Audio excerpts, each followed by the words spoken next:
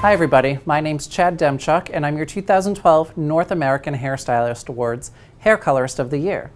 Today we're going to talk about interesting hair dye facts. This is a topic that's very close to me as I work for a manufacturer that's very science-based. This I love. I love hair color, so I'm very excited to share with you guys some interesting hair dye facts.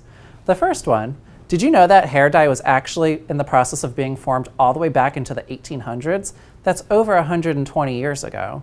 I think it's amazing that people have wanted to color their hair since then. I've wanted to do it forever as well.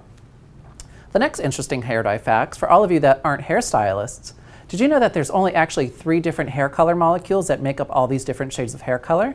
They're blue, red, and yellow. In your darker shades, you have a higher concentration of these pigments, and when you move up into your lighter blondes, you have more of your yellows and your reds, and your blues. It's all about the concentration of these color molecules that actually create the different shades that you see. Did you know it's just a myth that red color molecules are actually smaller than their counterparts, the blue and the yellow color molecules? In reality, they're all the same size, but the reasons why redheads fade out so quickly is because red dye molecules have less arms or couplers for them to link up with the other color molecules. So because of this, they actually create a smaller strain of color, which can unfortunately wash out faster. Another thing to think about when talking about hair color is that timing is crucial. Just like the manufacturer's directions for baking a cake when you buy a box mix, they give you a certain amount of time for it to make the cake. If you underbake the cake, it comes out not so tasty because it's soggy and it's not fully baked. If you overbake it, it's burned. Like hair color, if you underprocess it, you're not going to have desirable effects. And if you overprocess it, for example with lightener, unfortunately can sometimes create breakage. So following manufacturer's timing is always required for optimal hair color.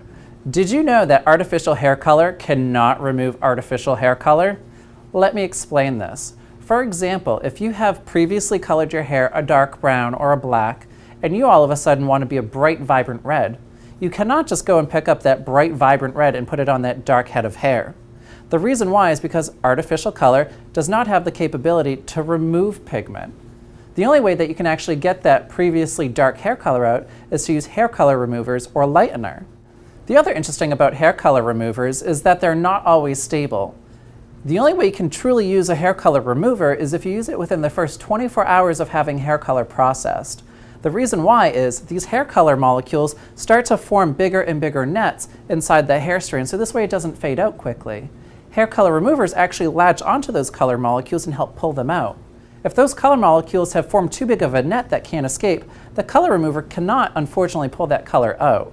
So the best bet at that point is going to be using a hair lightener such as a bleach. Again, my name's Chad Demchuk. I'm your 2012 North American Hairstylist Awards Hair Colorist winner, and this has been Interesting Hair Dye Facts.